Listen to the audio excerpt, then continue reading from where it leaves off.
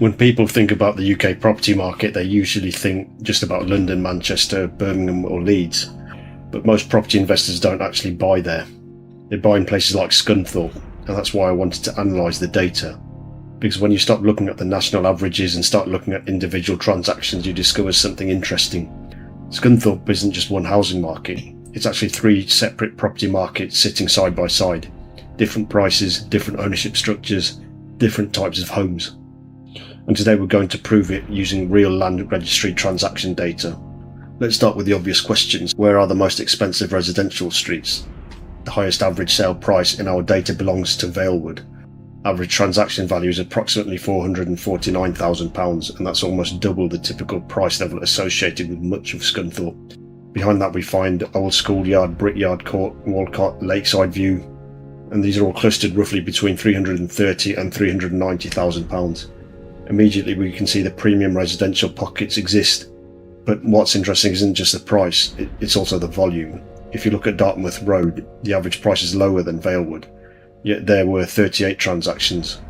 Roman Meadows recorded 23, Brickyard Court recorded 16, Haytons Lane had 14. These aren't just isolated luxury properties, these are functioning residential markets with meaningful levels of activity, and that's important. Because a street with one £500,000 sale tells us very little. A street with dozens of transactions tells us where the real market demand exists. So we're already seeing 2 different things. Some streets achieve the highest prices, others generate the most activity.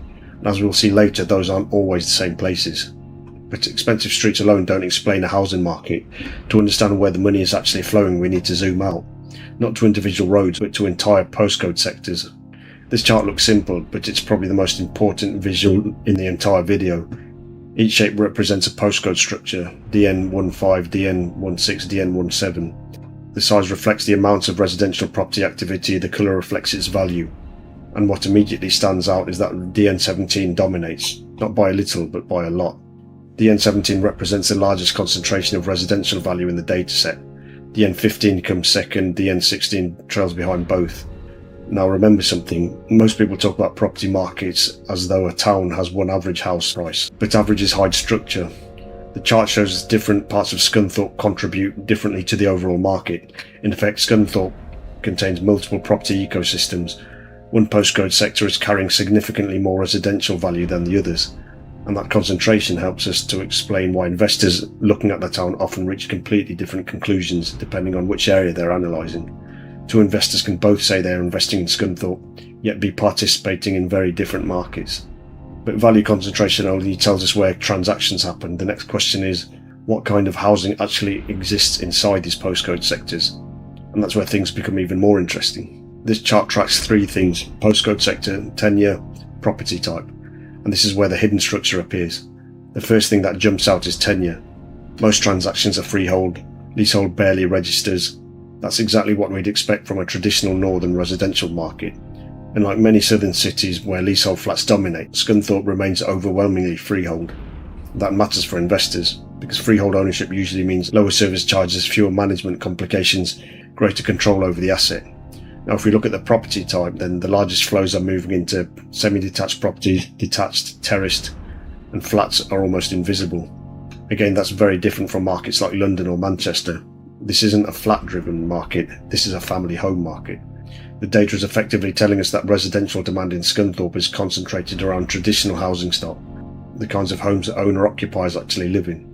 And that's a major reason why the market behaves differently from many other large UK cities. So what have we learnt? Firstly, Scunthorpe contains genuine premium residential streets. Valewood, Old Schoolyard and Brickyard Court achieve prices far above the town average. Secondly, the residential value is not evenly distributed. DN17 dominates market activity and value concentration. And thirdly, the market structure is remarkably traditional. Freehold ownership dominates, family housing dominates, flats barely feature. And that's probably the biggest takeaway. When people talk about the UK housing market, they often assume every town behaves the same way. The data says otherwise. Scunthorpe has its own structure, its own hotspots, its own market dynamics. Unless you're looking at the transaction level data, you will never see it. If you enjoy this kind of analysis, then please subscribe to the channel. Every chart is built from real Land Registry transaction data, and every week we are uncovering patterns hidden inside UK property markets that most people never notice. And if there's another town you'd like me to analyse next, then please let me know in the comment.